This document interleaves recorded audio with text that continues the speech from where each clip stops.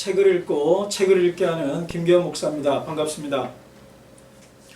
코로나19 이후라 그러죠. 우리는 코로나 이전으로 되돌아갈 수 없다. 그런 무시무시한 말을 듣고 있는데요. 저는 딱히 동의하고 싶지는 않습니다. 하지만 코로나 이후 우리가 이전에는 안 하던 일들을 해야 되고 하고 있는 것 같습니다. 그게 바로 온라인으로서 저자의 만남, 북토크를 하는 것입니다. 그래서 오늘 첫 번째로 로고스원이 준비한 온라인 북토크는 우리 로고스원 출신이자 이번에 아주 따끈따끈한 새로운 책을 내신 분을 여러분과 함께 만나서 대화를 나누려고 합니다.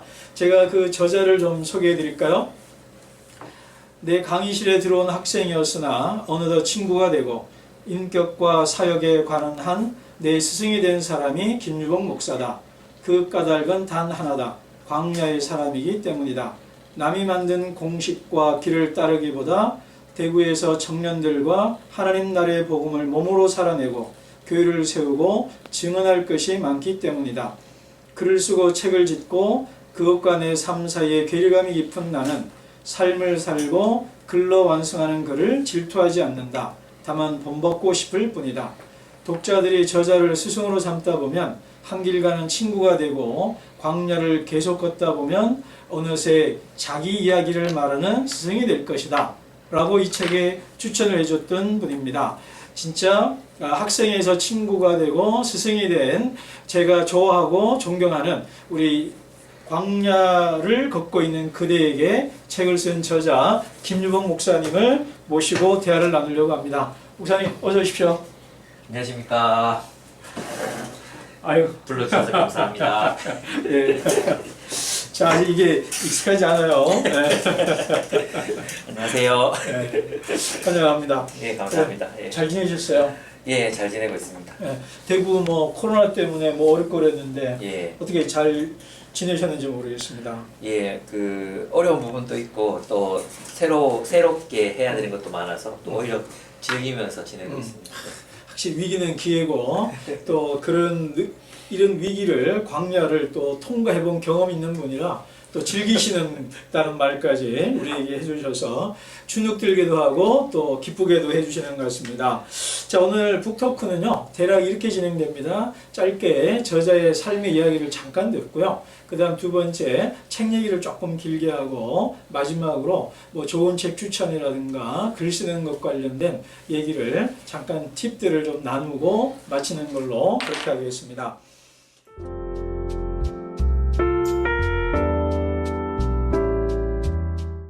자 여러분 제가요 이런 질문 제일 먼저 하고 싶어요. 본인이 생각하는 본인은 어떤 사람입니다. 그러니까 지금 우리 김유복 목사님이 어떤 분인지 소개를 해야 되는데 예, 내가 생각하는 나 어떤 사람입니까? 예, 참 한계가 많은 사람이고요. 한계가 많다. 예, 허접하고 예, 부족함이 많지만 이제 되고 싶은 모습은 예, 꾸준히 성장하는 사람이 되고 싶고 또 성경에서 또 모델을 찾는다면 목사, 또 선교사, 또 제자로서 이제 그런 모습의 사람이 되고 싶습니다. 와, 네. 성경의 목사, 선교사, 제자는 바울인데 어떻게 하셨어요? 맞아요? 예, 예. 오, 바울을 닮으려고 하고 예. 또 다윗 같은 모델을 보고 본받고 가시는 우리는 바울이 내가 예수를 본받는 것처럼 너희가 나를 본받으라 그랬는데 우리는 유복 목사님만 본받으면 되겠네요. 아닙니다. 절 본받으면 다 망하시고요. 아 근데 예. 어쩌다가 예수 믿게 됐습니까? 모태신앙입니까? 예, 어떠세요? 모태신앙이었는데 중학교 2학년 때 이제 하나님을 어렴풋 만나게 된 것 같아요. 기도하면서 하나님 느꼈던 것 같고 대학에 가서 이제 본격적인 회심을 했던 것 같습니다. 오. 제 인생의 주인이 하나님이 아니셨구나, 예수님이 내 인생의 주인이 아니셨구나를 이제 그 IVF 통해서 제가 알게 됐고 그때 많이 고민하고 예수님 내 삶의 주인으로 모셔드린 건 대학교 1학년 마칠 때쯤이었어요. 그것이 이제 예. 삶의 어떤 중요한 터닝 예, 포인트가 예. 됐네요. 맞습니다. 예. 그 포인트는 IVF라는 선교단체도 있고 예, 예. 그리고 또 멘토도 예, 있다고 예, 들었습니다. 예, 예. 뭐 제 인생 신앙 인생에 이제 저를 거듭나게 해주신 분이 박영덕 목사님, 주은혜 교회 서울에 있는 주은혜 교회 박영덕 목사님께서 그때 제 삶의 어떤 전반적인 것들 완전히 다르게 살도록 인도해 주셨어요. 아, 네, 그분 통해서 사역의 기쁨도 알게 되고 사람을 기르는 즐거움도 알게 되고 그랬던 것 같습니다.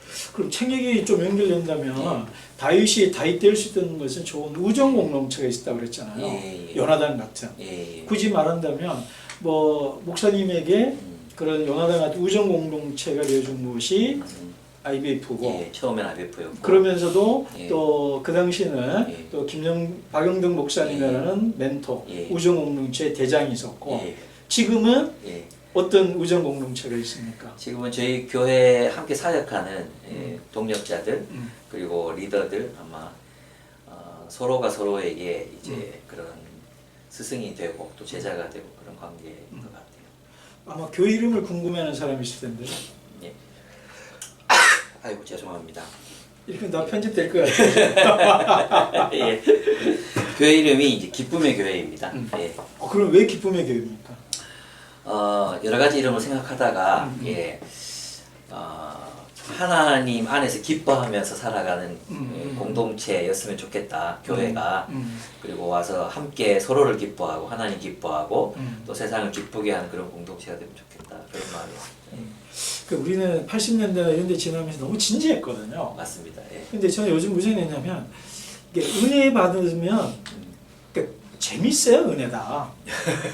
이게 또 너무 위험할 수 있지만 하여 우리가 좀 재미와 기쁨, 즐거움이 빠진 너무 하늘에 있는 거룩한 은혜만 추구했던 것 같아요. 근데 아까 하나님을 기뻐하고 기쁘기도 하지만 세상을 기쁘게 하고 우리도 기쁨으로 신앙생활을 할 수 있는 거.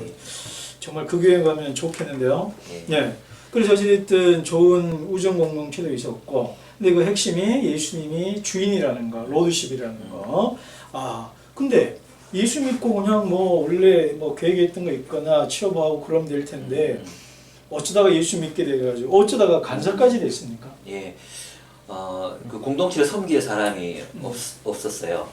그래서 이제 제가 남으면 좀 더 나은 상황이 되고 제가 없으면 그동안 해오던 게 조금 약해질 수 있는 이런 상황이어서 이제 남으려고 결정을 했는데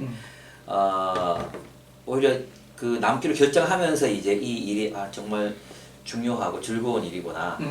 만약 남은 인생을 캠퍼스에 있는 젊은이들과 함께 갈 수 있다면 진짜 행복하겠다 그런 생각이 들었었어요.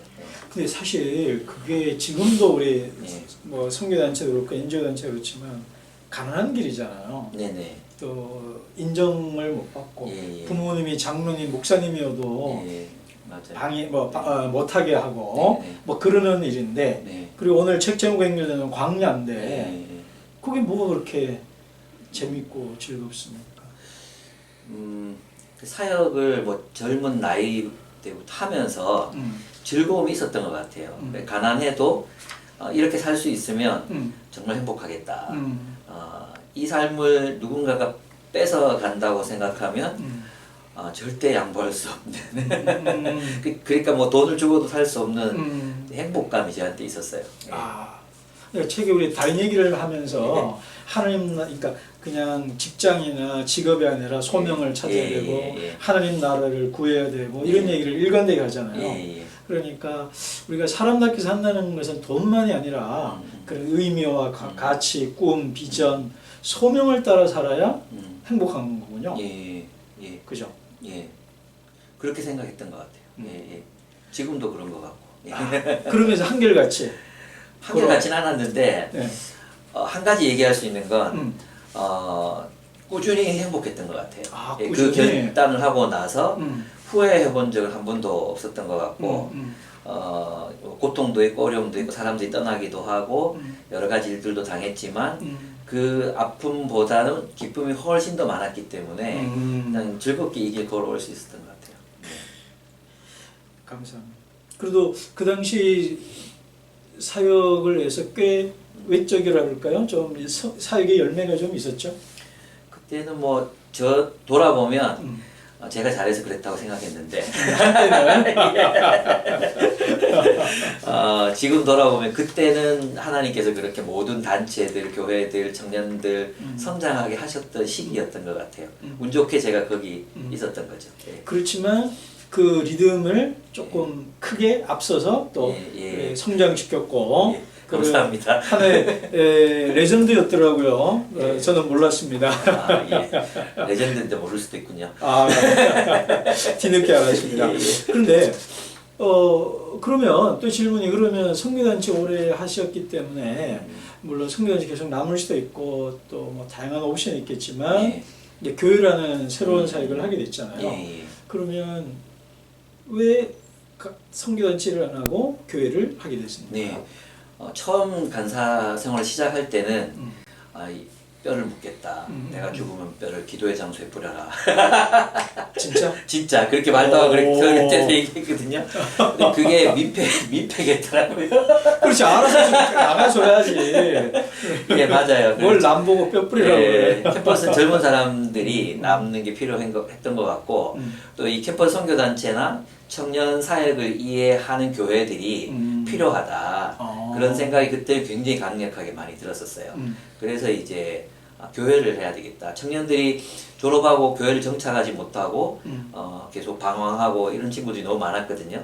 그래서 이제 저 젊은이들을 담아낼 수 있는 새로운 교회가 필요하다. 그런 생각에서 시작했었어요. 그러니까 이 책도 그렇지만 청년들에게 희망이 되어줄 수 있는 네. 뼈를 묻겠다. 내가 죽으면 뼈를 기도의 장소에 뿌려라. 진짜? 진짜 그렇게 말도 하고 그때 얘기했거든요. 근데 그게 민폐겠더라고요. 그렇지, 알아서 나가줘야지. 예, 맞아요. 뭘 남 보고 뼈 뿌리라고 그래. 캠퍼스 젊은 사람들이 남는 게 필요했던 것 같고 또 이 캠퍼스 선교단체나 청년 사역을 이해하는 교회들이 필요하다. 그런 생각이 그때 굉장히 강력하게 많이 들었었어요. 그래서 이제 교회를 해야 되겠다. 청년들이 졸업하고 교회를 정착하지 못하고 계속 방황하고 이런 친구들이 너무 많았거든요. 그래서 이제 저 젊은이들을 담아낼 수 있는 새로운 교회가 필요하다. 그런 생각에서 시작했었어요. 그러니까 이 책도 그렇지만 청년들에게 희망이 되어줄 수 있는 교회. 맞습니다. 그런 교회를 꿈꾸고 그래서 하게 되었고. 예. 근데 뭐 선교제 사역도 열심히 하고 교회 사역도 잘 하시는데 어쩌다가 책까지 쓰게 되셨습니까? 예. 원래는 공부가 너무 하고 싶었어요. 공부를요? 예. 그냥 박사학위를 할까? 뭐 이렇게 그러던 시기가 있었는데 그때 마침 김기현 목사님 만나서 책을 써라. 예, 학위가 무슨 필요가 있느냐. 그때 설득당했죠. 그래서 이제 제가 재능이 있을지도 모르겠고 확인을 해봐야 되는데 그때 부산에서 로고스서 이제 4기가 있을 때 이제 가서 한번 글을 써보자. 그래서 제가 이제 그때 부탁을 드렸죠. 이제 저는 제 글을 쓸 테니까 한번 1년 동안 같이 하고 싶다. 그래서 이제 글을 썼고 또 원고를 출판사에 보냈는데 또 받아들여졌고 그래서 이제 쓰게 됐어요. 그래서 나온 책이 바로 맞습니다. 이 책입니다. 네. 깨어지는 세상 희망의 복음. 네네. 이라는 책인데, 네. 그래서 이제 로고스 소원 때문에 책을 쓰게 됐다고 얘기를 하셨습니다. 네, 사실입니다. 네. 네. 로고손이 자랑하는 우리 김유옥 목사님이고 저자입니다. 근데요, 이 책 든 김에 네. 이 책하고 이번에 나온 책하고 이 제목이 참 연결되는 느낌을 받았어요. 하나는 깨어진 세상이고 깨어진 세상이 어디냐? 그러면 광야 같아요. 그 책에도 하지만 광야는 깨어진 사람이 가는 곳이고 또 광야에 가서 깨어지잖아요. 다윗도 그렇고. 그래서 어찌 보면 왜 이렇게 깨어진 세상 또 광야? 이게 약간은 부정적인 언어일 수도 있잖아요. 그런 단어가 책 제목에 공교롭게 연결돼 있거든요. 혹시 뭐 본인이 그런 것에 관심이 있는 건가요? 아니면 우연일까요? 뭐. 저는 이제 복음이라는 것이 깨어진 하나님을 떠났기 때문에 깨어진 세상 속에 창조되는 새로운 세계, 하나님의 새로운 세계, 그것을 보여주고 또 살아내는 것이 복음이라고 생각하거든요. 그래서 복음은 깨어진 세상에 희망이 되어야 하고 그런 의미에서 이제 교회 공동체가 자체가 복음이 되어야 하고 그 광야는 바로 그 복음의 공동체 다시 말하면 하나님의 은혜가 작동하고 지배하는 공동체가 세워지는 장소가 바로 광야라고 봤어요. 네. 아, 그러면 광야가 여러 가지 의미가 있겠지만 사실은 교회 공동체를 네. 말하는 거다. 예, 광야에서 세워지는 헷세대 공동체. 예. 그런 의미에서 보면 두 책이 이제 일맥상통한 면이 있습니다. 이렇게 한 사람의 저자가 생각이 깊어지고 발전되고 네. 또 심화되는 걸로도 볼 수가 있고, 그리고 어찌 보면 광야 그러면은 그냥 뭐 사람 살지 않는 곳, 위기 시련을 겪는 곳, 그래서 고난 뭐 이런 이미지로 연결되는데 네, 네. 그것이 아니라 광야 속에서 광야를 통과하면서 헷세드 공동체, 성경적인 공동체로 네. 만들어가자라는 그 말을 하고 싶은 거네요. 네네. 그래서 저는 이 제목만 보면은 고난을 당한 사람들에게 주는 위로와 따뜻한 메시지 이렇게 생각을 하기 쉽거든요. 네네네. 예, 그런 면이 없는 건 아니지만 왜냐하면 광야에서 하나님께서 동행하시기 때문에 그 광야를 온전히 걸을 제정신으로 걸을 수 있고 예, 그리고 소명을 잃지 않고 걸을 수 있게 되는 장소가 광야이기 때문에 위로도 있죠. 위로도 있는데 그 광야에서 우리가 그러면 어떤 삶을 살아낼 것인가는 예, 또 다른 이야기인데 그 광야에서 우리는 충분히 창조적인 인생을 살아낼 수 있다. 그러니까 광야, 인생 자체가 광야잖아요. 맞습니다. 그러니까 그 길을 어떻게 통과할 것이냐를 네. 다윗을 통해서 하나의 나침반을 네. 또 로드맵을 만들이다. 네, 네. 이 책은 네. 그렇게 보면 되겠네요. 네네. 사실 이 책에도 나오지만 이제 광야에서 다윗은 더 왕 같았어요.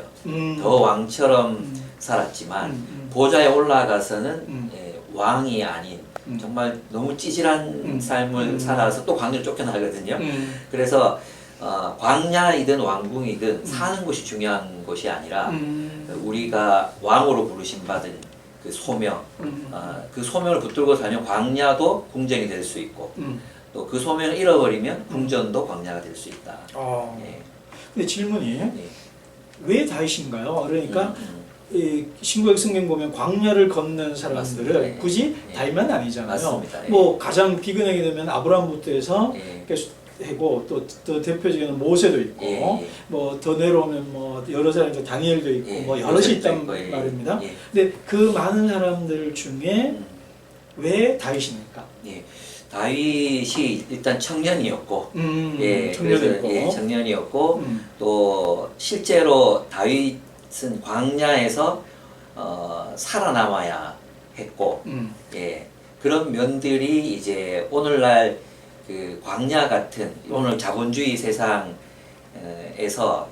느끼는 청년들의 마음이 내가 정말 사막 한가운데 홀로 떨어져 있다는 느낌, 버림받았다는 느낌, 버림받았다는 소망이 없다는 어떤 느낌, 또 언제 끝날지 모르겠다는 그런 느낌 속에 살아가거든요. 그런 청년들의 삶이 이 다윗의 삶과 굉장히 많이 일치한다고 생각했었어요. 그래서 다윗을 선택했습니다. 그러니까 다윗의 삶으로 예. 광야를 살았던 다윗의 삶을 통해서 오늘날 청년들의 광야 삶을 읽어내고 해석해주고 네, 네, 네. 그래서 현대 청년들의 삶이 포기하거나 패배자의 길이 아니라 다윗과 같이 새로운 이야기, 새로운 삶을 살아내도록 하고 싶다. 예. 그러면 좋겠다라고 네. 해서 쓴 거네요. 네, 잘 정리해 주셨습니다. 야, 감사합니다. 좋은데요. 그런데 네. 아니, 우리 1장에 보면 그런 얘기가 나오는데 사실 우리는 광야에 내몰리면 사람도 없고 살기도 어려운 예. 척박한 환경 그러면 자기 스스로 위축되잖아요. 그렇죠. 예. 난 별볼일 없는 사람인가 보다. 음. 나는 하찮은 사람인가 보다. 예. 남이 인정하지 않는 인정받지 못하는 사람이구나. 예. 뭐 돈 여러 가지로 나 자신을 예. 평가하면 자꾸 위축되고요. 예. 또 뭐 위축되잖아요. 예. 자기 자존심도 예. 낮아지고. 근데 다윗도 그랬던 건가요? 그리고 그때 어떻게 했습니까? 네. 다윗도 하찮은 사람 평가받은 거예요? 예, 다윗이 이제 그 사무엘에 와서 이제 아들들을 다 불러 모았을 때 부름을 받지 못하잖아요. 그렇죠. 그러면서 이제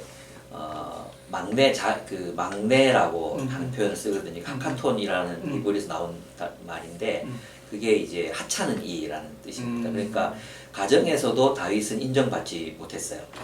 예, 아버지에게도 또 형에게 이제 심부름 갔을 때에도 너에게 맡겨진 작은 일, 그 양떼를 돌보는 일조차 하지 못하는 녀석이라는 평가를 받거든요. 그죠. 엘리압한테. 예. 그리고 사울은 완전 사냥감 취급을 하죠. 예, 사람이 아니에요. 사람이 아니라 그냥 어떤 그 호모사케르 같은 그 버려진 존재로서 취급을 당하는 그런 광야 생활을 하게 되죠. 예. 그리고 보면은 가정 또 그리고 세상, 또 직장, 그 사울로 상징되어지는 직장에서 그리고 아버지와 엘리압으로 상징되는 가정에서 두 군데 다 인정받지 못했다는 점에서 어쩌면 현대인 뭐 요즘 청년들뿐 아니라 많은 사람들과 닮아 있네요. 그러니까 지금의 청년들, 퇴직자들, 노인들, 외국인 근로자들 할 것 없이 모두가 세상이 너희는 아무것도 아닌 존재야라는 그리고 그것을 받아들이라는 압력에 시달리고 있잖아요. 그죠.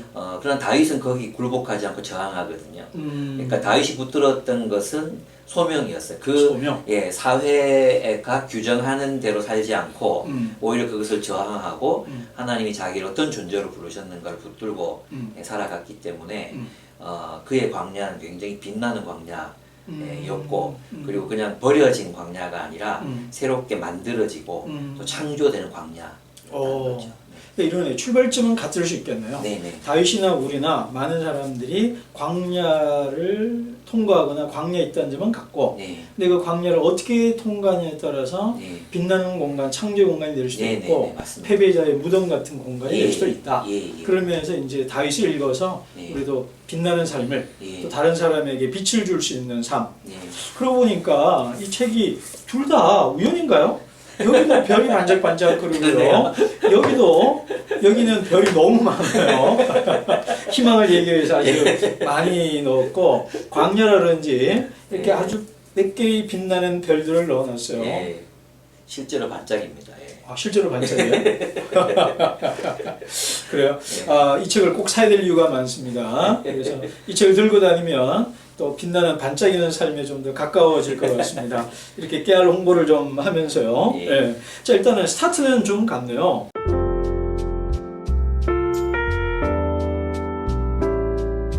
그런데 그렇게 광야로 나갔지만 우리는 내가 하는 거 별로야. 그러니까 싫잖아요. 이렇게 인정받지 못하고 평가받지 못하니까. 근데 다윗은 거기서 뭔가 우리를 좀 다르게 한 건가요? 다윗은 광야였지만 자신이 왕으로 부름받았다는 사실을 항상 기억했던 것 같아요.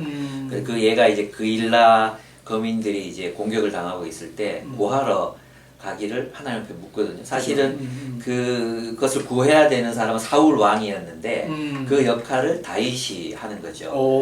그럼 또 그 나발의 목자들 지켜준 것들도 봐도 물론 그의 생존의 문제도 걸려 있었지만 충분히 도적대가 될 수 있는 상황, 충분히 산책이 될 수 있는 상황에서 보호하는 일들을 또 하거든요. 또 그런 것들을 보면 다윗의 의식 속에는 이미 보좌에 오르지는 않았지만 왕으로서의 소명을 따라 살아갔던 흔적들이 보이는 것 같고 또 시편을 읽어보면 다윗이 쓴 시편들도 그런 자의식들이 계속해서 발현되고 있는 모습들을 볼 수 있습니다. 꼭 왕의 보좌와 지에 앉았느냐도 중요하지만 내가 하나님으로 부름받은 자라는 소명의식이 충만했기 때문에 똑같은 광야라도 다른 광야, 창조의 광야를 살아냈다. 그 실제 세상이 무엇인가 할 때 우리 이 자본이 지배하는 세상의 어떤 탐욕과 폭력의 질서가 지배하는 세상, 이 사무엘에서는 그 사울이 지배하는 세상, 이 세상이 실제로는 진짜 세상이 아닌 거죠. 가짜죠. 하나님께서 원래 의도하신 세상이 아니기 때문에 이 여기에서 이 자리매김으로 자기 자신을 판단하려는 또는 자기 자신을 비하하려는 모든 시도들을 극복하고 하나님의 나라, 하나님이 만드신 새로운 창조의 공간 속에서 자신이 누구인가를 발견하고 또 그것을 개발해 나가면 오히려 거기에서 새로운 기회가 창출되고 새로운 모습의 자신으로 살아갈 수 있다. 그래서 세상의 어떤 지위나 세상의 직업이나 이런 것들로 자신을 규정하려고 하지 말고 하나님이 당신을 무엇으로 부르셨는가, 하나님 하나님이 당신을 무엇으로 만드셨는가 그것이 중요하다고 생각했어요. 근데 1장에서는 내 자신에 대한 소명 부분이었다면 네. 2장은 조금 확장되는 느낌? 예. 그냥 나 하나 구원받고 뭐 건강한 삶을 사는 것, 네네. 내 소명 발견하는 네. 것을 뭐 넘어서서 또는 네. 확장시켜서 공동체 얘기를 예. 하셨잖아요. 예. 그건 어떻게 연결되고 무슨 뜻입니까? 예, 그러니까 다윗이 왕으로 부름받은 것이 혼자 광야에서 왕처럼 잘 살아라는 게 아니라 실제로 하나님께서 이스라엘을 부르실 때의 소명, 너는 여호와의 도를 지켜 의와 공도를 행하는 백성이 되라. 바로 그 소명, 그 소명은 다윗뿐만 아니라 모든 하나님의 백성들에게 주어진 소명이기 때문에 그래서 하나님 나라의 공동체를 세우는 삶, 이것이 우리 모두의 소명이다. 그럼 우리는 그것을 위해서 어떻게 살아가야 하는가? 세상에 저항할 뿐만 아니라 그 세상에 대안이 되는 세상을 우리가 만들어내야 되는데 그것을 우리가 어떻게 감당할 것인가? 예, 그게 우리의 근본적인 소명이라는 것이죠. 예. 그리고 그것은 광야, 그러니까 출애굽 백성이 광야를 통과하면서 네. 공동체 된 것처럼 새롭게 다윗도 예. 광야에서 예. 새로운 공동체를 예. 실제로 만들었고 네. 그것이 이스라엘 건국의 핵심 세력이 되는 거잖아요. 예. 근데 다윗을 얘기하기 위해서 항상 다윗만 얘기할 수 없는 것이 네. 사울을 얘기 안 할 수가 그렇죠. 없잖아요. 맞습니다. 예. 그러면 똑같이 왕이 한 사람은 이미 왕이고 앞으로 왕이 될 사람 사이 갈등 속에서 다윗도 불안했고 사울도 불안했던 것 같아요. 네. 근데 그 왜 사울은 왜 이렇게 망가졌을까요? 그러게 말이에요. 다윗은 하나님의 소명에 예. 쫓아가는 삶이었다. 예. 그럼 사울은 뭐가 문제였을까요? 예, 사울의 우리 모두의 문제이기도 한데요. 사울은 궁극적으로 하나님에 대한 신뢰가 없었어요. 하나님의 예, 신뢰가 하나님에 대한 없었다. 신뢰가 없었기 때문에 사람들이 자신의 왕위를 지켜줄 것이다. 그래서 사람들이 인정에 굉장히 목말라 했고 또 사람들이 자신을 왕으로 인정하지 않으면 왕이 될 수 없을 거라고 믿었던 거죠. 그래서 사람들의 평가에 그렇게 기댈 수밖에 없었고 또 사람들은 늘 가변적이니까 이제 흔들릴 수밖에 없었지만 다윗을 보면 심지어 자신이 타락한 상황 속에서도 하나님이 자신을 사랑한다고 믿어요. 정말 신기하게도 하나님은 내 편이고 하나님만이 자신의 피난처라는 고백을 끊임없이 하거든요. 저는 그 하나님에 대한 신뢰, 이걸 하나님의 사랑을 신뢰하는 믿음, 그 믿음이 다윗이 광야를 이기게 한 힘이 아니었을까 생각이 듭니다. 근데 아까 우리 목사님이 어쩌다 예수 믿게 됐냐, 어떤 예수를 만났냐 했을 때 내 인생의 주인이 하나님이다. 네. 그걸 만났다고 그랬잖아요. 예. 어쩌면 그냥 주인이라는 개념보다 그러니까 내가 신뢰할 만한 분, 맞습니다. 예, 그죠? 예. 사람들의 평가나 시선에 대해서 움직이고 그렇게 해서 나를 불안하게 만드는 타인의 시선에 얽매이고 목말라는 노예적 삶이 아니라 네. 하나님이 보는 형상, 창조적 삶을 네. 사는 나로서의 발견. 예. 뭐 이렇게 보면 되고. 예. 그러면 사울은 그러면 사울이 불안하고 했던 거는 하나님 신뢰기보다는 사람들의 시선을 예. 쫓아가다가 예. 그렇게 불안해하는 삶을 살게 되었다. 예. 그렇군요. 근데 그 얘기를 하면서, 그러니까 불안이 아니라 소명을 따라 사는 삶을 얘기하면서 좀 사모님 얘기 간증이 예. 있더라고요. 예. 91, 92쪽에 있습니다. 사모님 이야기 어떻게 소명을 했는지 좀 들려주시면 좋을 것 같습니다. 예, 그 교회를 개척할 때 저기 대학생 10여 명밖에 없었거든요. 시작할 때요. 예. 그래서 생활이 어렵잖아요. 그래서 아내가 이제 일을 찾았어요. 예. 나쁜 아빠입니다. 맞습니다. 아내가 일을 찾았는데 그 일터에 가서 일을 할 때 정말 하나님께서 나를 여기 왜 보내셨는가 그런 생각 속에서 일을 했던 것 같아요. 그래서 일찍 가서 청소도 하고 뭐 여러 가지 그런 섬기고 사랑하고 그랬는데 직원들이 모이면 늘 사장 욕을 하잖아요. 이제 그런데 끼지 않고 하니까 이제 왕따가 됐어요. 또 사장님이 또 나이가 좀 있으니까 늘 불러서 직원들 욕을 해요. 그럼 또 직원들 변호해주고 그리고 좀 먼 거리 막 버스를 2번 그때 저희 차가 없었는데 2번, 3번 이렇게 갈아타고 방문 수업을 해야 되거든요. 아무도 안 갈라 그래요. 근데 이제 아내가 자원해서 가고 그렇게 하면서 사람들이 마음을 얻었어요. 마음을 얻고 또 그들과 함께 성경 공부도 하게 되고 그랬던 것 같아요. 예. 그 핵심은 예.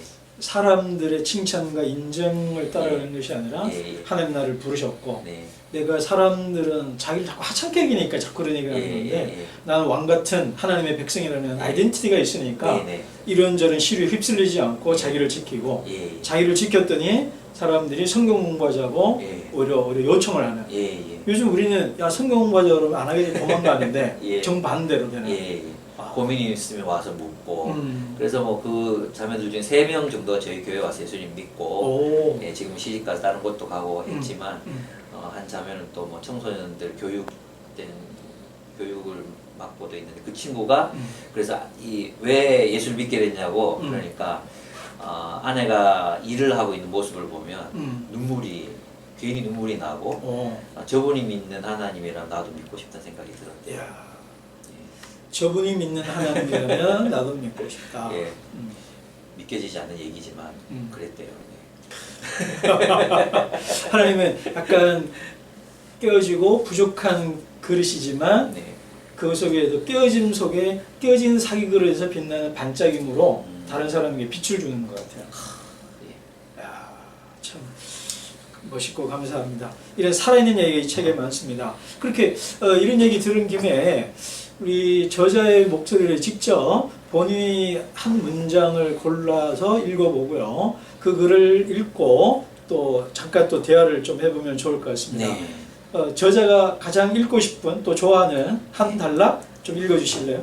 네, 이 부분은 제 아들이 읽고 좋았다고 얘기해줬어요. 아들이? 제 아들이 이제 중3인데요. 제가 강제로 읽히고 있거든요. 그 아이에게 이 책이 광야군요. 읽으면서 느낌이 어때? 그러니까 이해가 안 된다는 거예요. 왜 이해가 안 돼? 쉽게 썼는데 똑바로 잘 읽어봐. 정신 집중을 하고. 그랬더니 책을 읽는 동안에는 저자가 아빠를 하는 걸 잊어버린대요. 그래 읽다가 이 책을 쓴 사람이 아빠였어? 그게 이해가 안 가는 거예요. 너무 잘 썼대요. 너무 잘 썼다. 이런 반전을 숨겨놨구나. 그러면서 이제 이 한 부분을 얘기해 줬는데 몇 페이지입니까? 67페이지 마지막 문단입니다. 그리스도인은 메시아 예수를 따라 광야에 정의의 나무를 심고 평화의 숲을 가꾸는 사람이다. 그가 가꾼 숲은 물된 동산 같고 마르지 않는 샘이 끊임없이 솟아오른다. 그 숲에는 새들이 와서 깃들이고 가지에 앉아 지저귀며 들짐승들이 와서 목을 죽인다. 황폐하던 광야에는 사람들이 함께 모여 노래하고 사랑의 춤을 춘다. 그리스도인은 정의와 공의의 빛이 숲을 비추고 평화와 풍요의 공기를 마음껏 들이마시면서 하는 그날에 이루어질 하나님 나라를 꿈꾼다. 그리스도인은 광야에서 꿈을 꾼다. 그 이걸 고른 거는 이제 아들이 왜 이게 좋았답니까? 광야에서 꿈을 꿀 수 있다는 게 좋았대요. 광야는 그냥 견뎌야 되고 버텨야 되고 참아야 되는 곳이라고 생각했는데 그게 아니라 광야는 꿈을 꾸는 장소구나. 그리고 그것이 자신을 위한 꿈이 아니라 이제 어떤 새로운 세상에 대한 꿈 그런 것들이 좋았던 것 같아요. 그래서 그 광야에서 별을 보고 별을 품고 그리고 별이 되는 사람 다윗. 이야. 멋있습니다. 좋은데요? 그런 말 내가 해야 되는데. 아니 이 책이 그런 상상을 주는 것 같습니다. 이 책에서 자주 상상력 얘기를 하잖아요. 우리는 세상에 높아만 져야 되고 많이 벌어야 되고 커져야 되면은 훌륭한 사람이 생각하는데 오히려 그러다 보면 이 세상의 노예가 되잖아요. 종이 되고. 근데 저자가 우리 자주 강조하는 것이 상상력을 바꾸라. 그게 또 하나가 골리앗을 이기는 부분이잖아요. 골리앗을 이기게 된 것이 상상력, 뭐 프레임 뭐 이런 얘기가 있었는데 그러면 어떻게 연결됩니까? 다윗이 어떻게 골리앗을 이깁니까?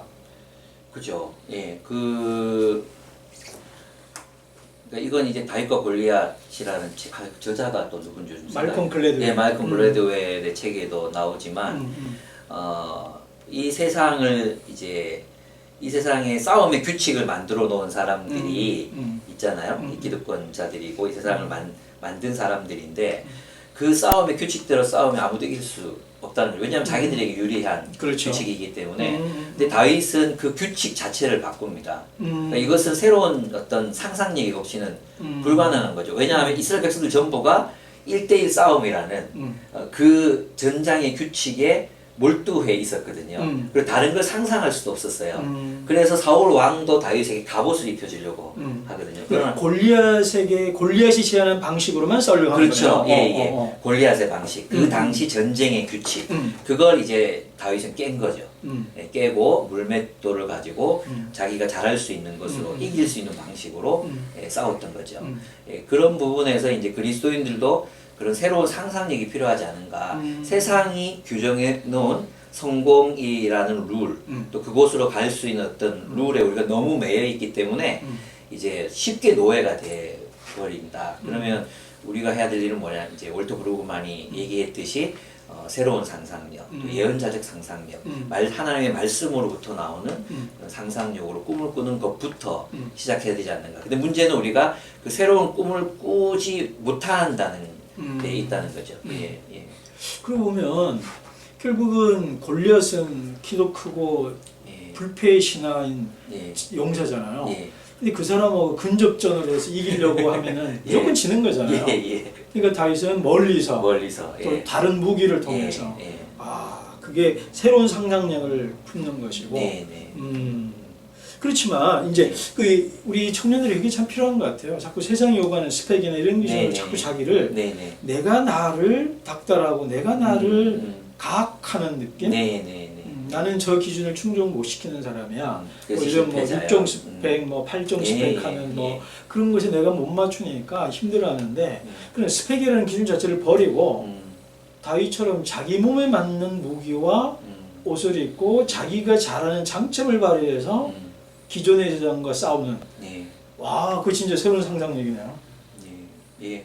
많은 분들이 또 이미 얘기했고. 근데 그게 또 그냥 단지 어떤 세상을 성공조사라는 것이 아니라 하나님의 그렇죠. 신뢰잖아요. 그렇습니다. 하나님의 부르심.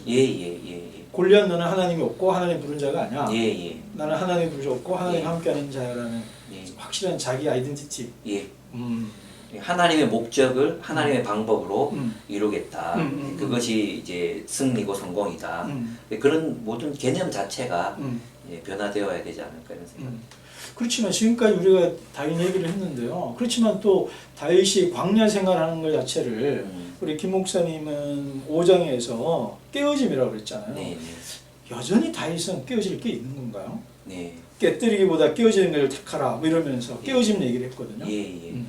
그 깨어지지 않으려고 할 때 결국 자기가 깨어지지 않기 위해서는 타인을 깨뜨릴 수밖에 없거든요. 그래서 사울은 이제 자기 딸도 다윗을 죽이기 위한 목적으로 시집을 보내요. 이용에 대고. 그 자기 딸을 딸을 어떻게 누군가를 죽이기 위한 도구로 활용하고 사울 주변에는 모든 사람들이 다 사울의 탐욕을 이루기 위한 수단이 될 수밖에 없는 그런 상황이었는데 결국 사울은 자신을 깨뜨리지 못했기 때문에 파멸의 길을 걸었고 다윗은 광야에서 계속해서 자기 자신을 깨뜨리고 하나님을 바라보고 또 하나님의 뜻을 묻고 또 하나님이 가라고 하시는 곳으로 가고 몇 번의 실수가 있었지만 결국 그 길을 가게 되는데 그것이 아마 다윗이 그 광야를 빛나게 산 이유가 아니었나.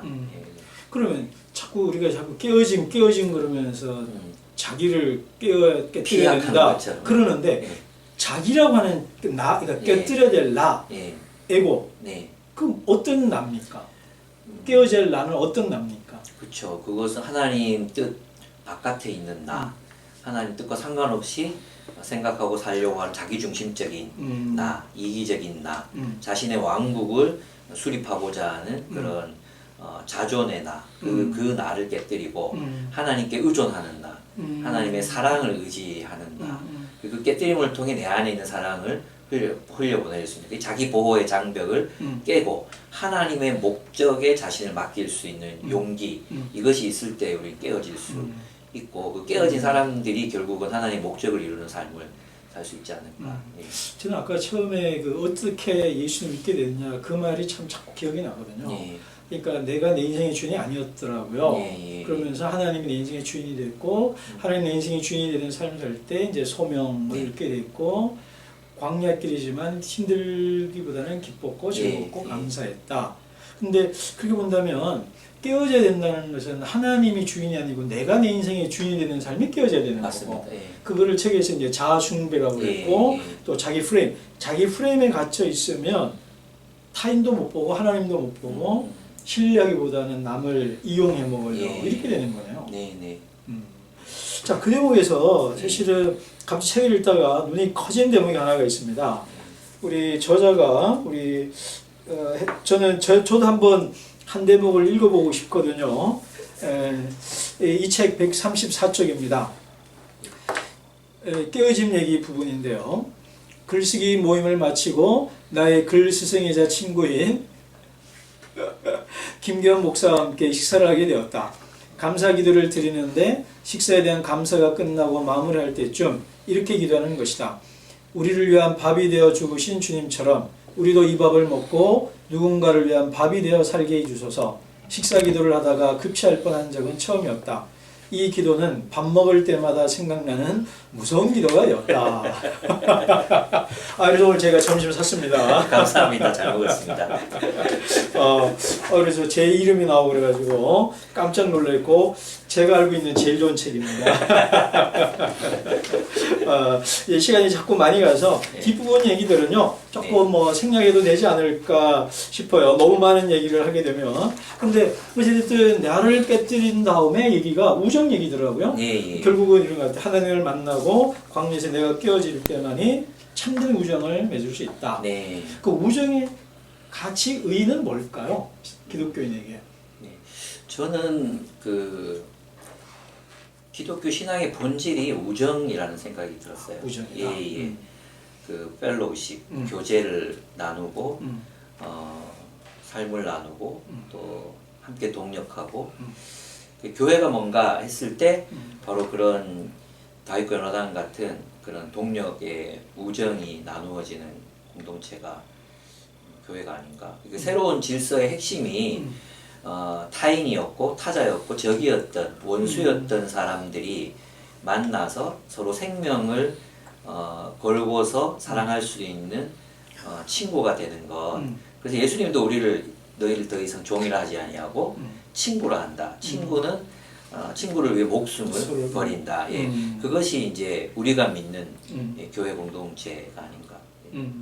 근데 오늘날 교회를 보면 우정을 나누는 공동체라기보다도 행사를 같이 하는 공동체 모습이 더 많은 이벤트 것은, 회사가 됐군요. 예, 너무 안타깝고 또 사실 바울의 동력자들이나 다윗과 요나단도 그랬지만 목숨을 걸고 서로를 지켜주고 보호해줬던 공동체들이었는데 오늘 담임 목사님과 부목사님의 관계가 과연 그런 우정의 공동체로 묶여져 있는가?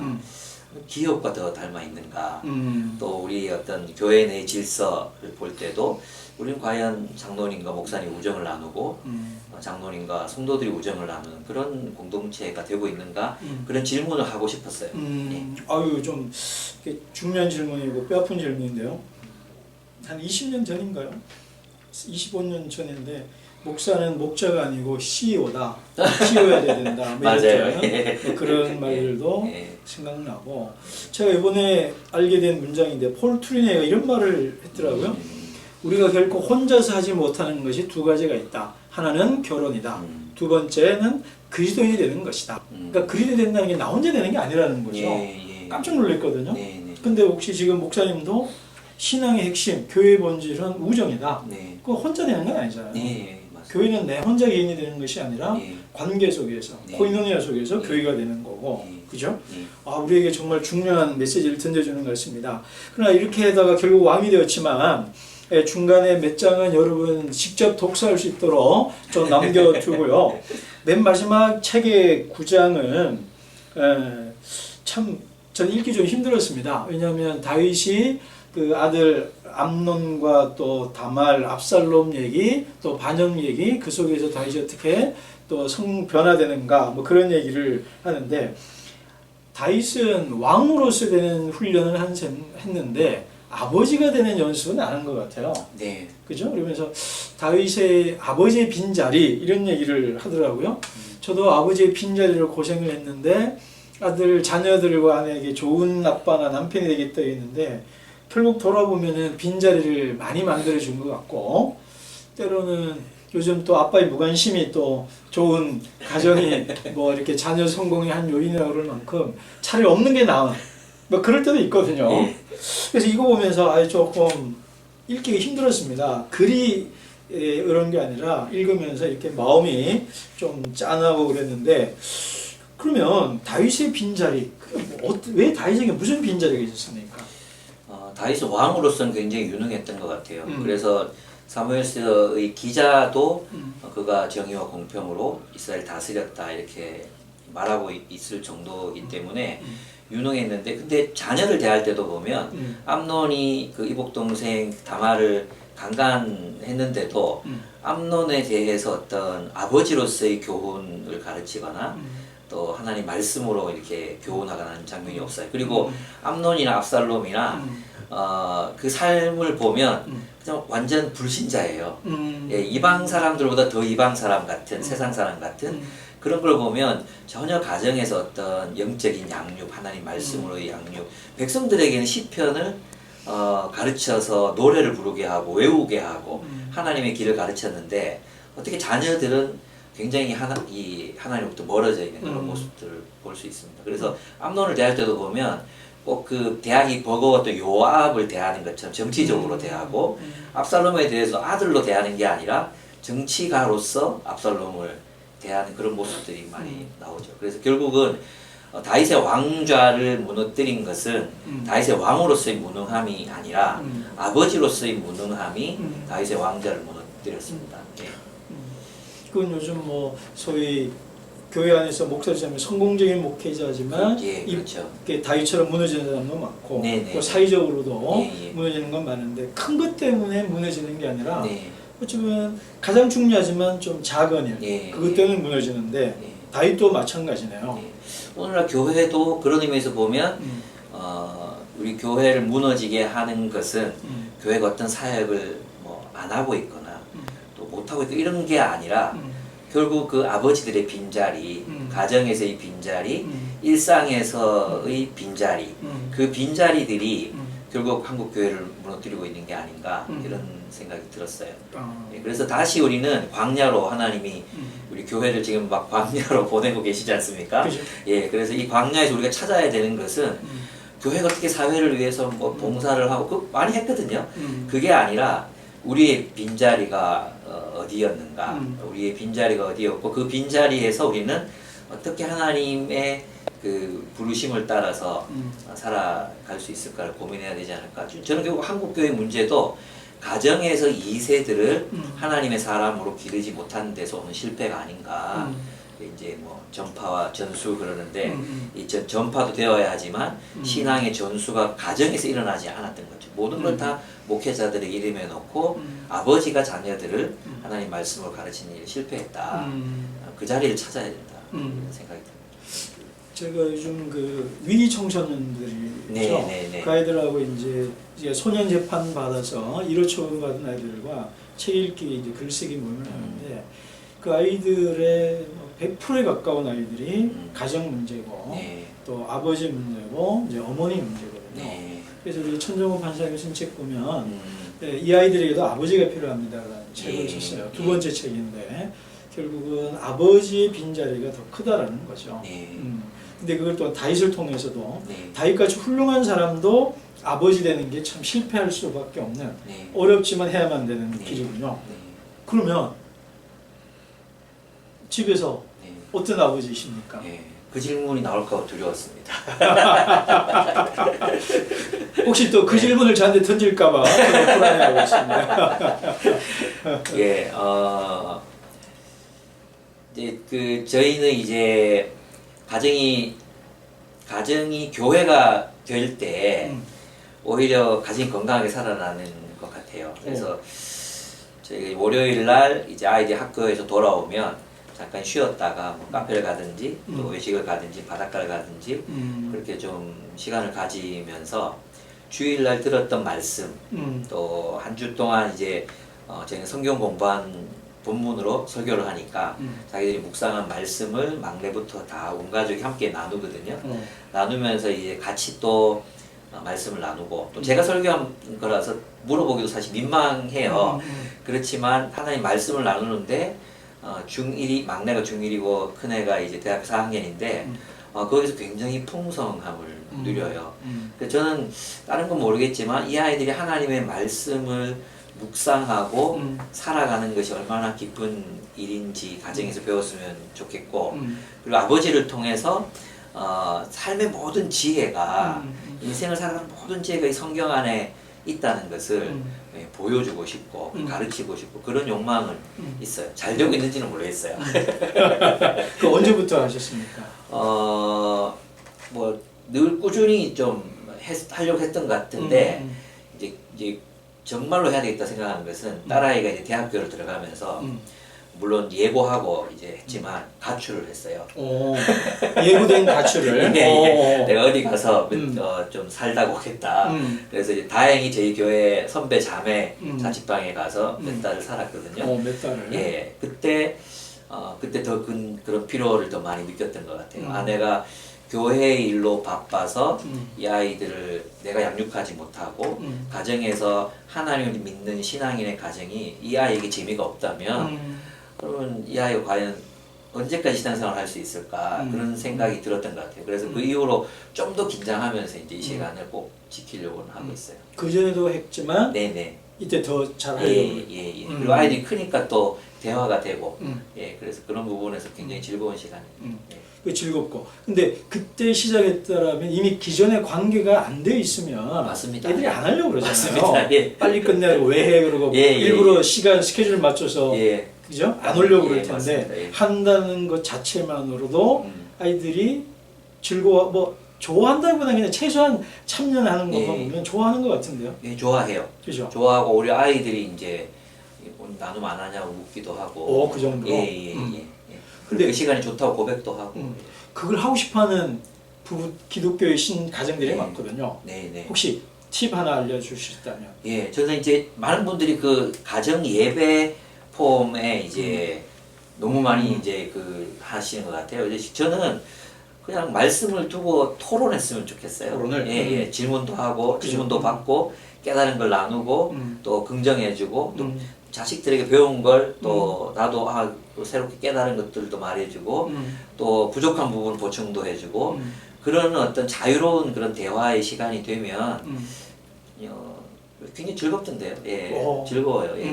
그때 우리 뭐 찬양하고 기도하고 그러지 않거든요. 그럼 일반적으로 주입을 하지 않고 그냥 대화네요. 대화하죠. 돌아가면서 공평하게 얘기하고 그 다음에 또 뭐 보탤 게 있으면 보태고 자기 또 질문해보고 그런 식으로 요즘 하브루타 많이 얘기하잖아요. 그런 것처럼 얘기하는 거죠. 제가 이번에 아주 좋은 책을 하나 읽었는데요. 모든 사람을 위한 성경 묵상법이라는 책을 보면 그렇게 가정 예배드리가 나오더라고요. 평소 제 생각하는 거하고 똑같아서 저도 깜짝 놀랐어요. 그랬군요. 이걸 하고 있는 얘기를 그 저자가 알고 했다면 좋지 않을까. 참고로 저자는 김기현 목사님이십니다. 네, 죄송합니다. 자, 이제 우리 책 얘기는 이 정도만 하고요. 그리고 이제 우리 첫 번째는 저자의 삶 얘기를 잠깐 하고 두 번째는 책 얘기를 많이 했고요. 간단하게는 뭐 외적인 사소한 얘기 좀 몇 가지 하고 마무리하도록 하려고 합니다.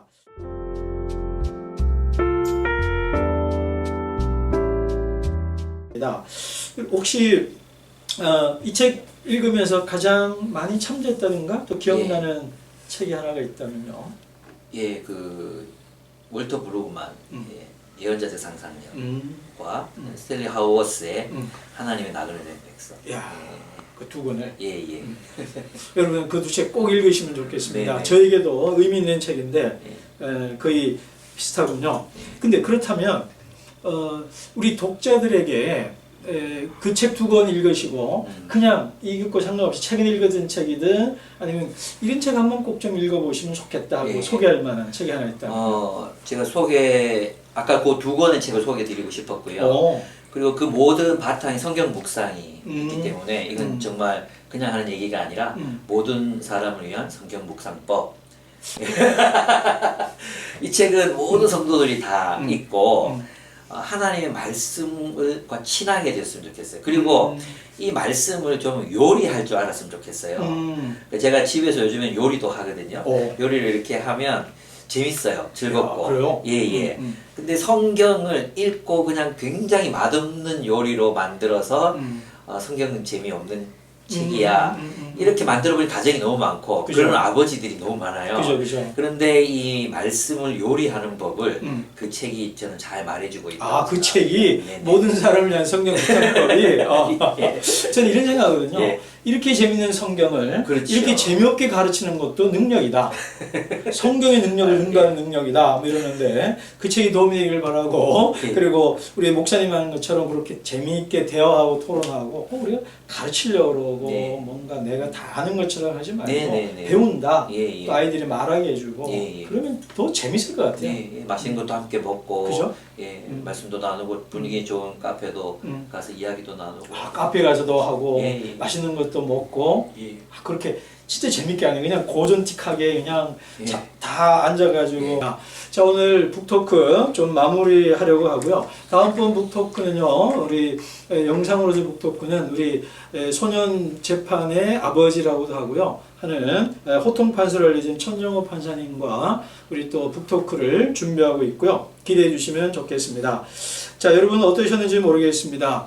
교회가 이제 광야에 떠밀려 가고 있는 것 같습니다. 그래서 우리가 선택의 수도 아니고요. 세상이 우리를 강제로 밀어내고 있고요. 그래서 우리는 광야에 서서 우리 이 책에서 말하는 것처럼 우정 공동체로, 소명 공동체로, 정말 하나님 나라 공동체로 재탄생해야 될 정말 중요한 시점에 있고 그 중요한 시점에 우리가 뭘 해야 되는지를 이 책이 다시 한번 상기시켜 준 것 같고요. 교회적으로는요. 그리고 또 20대랄까요. 우리 광야 고난의 삶을 살고 있는 이들에게는 이 책이 광야를 걷고 광야를 걷는 이들에게 그냥 의미 없는 배회가 아니라 광야에서 길을 내고 빛을 만들어라는 또 새로운 희망찬 도전의 메시지를 우리에게 주고 있습니다. 자, 광야의 길을 걷고 있는 여러분들의 버시어 동료요, 선배님, 또 앞서 걷고 있는 김효국 목사님과의 북토크까지 하고 마치도록 하겠습니다. 목사님 감사합니다. 고맙습니다. 네, 네, 즐거웠습니다. 감사합니다.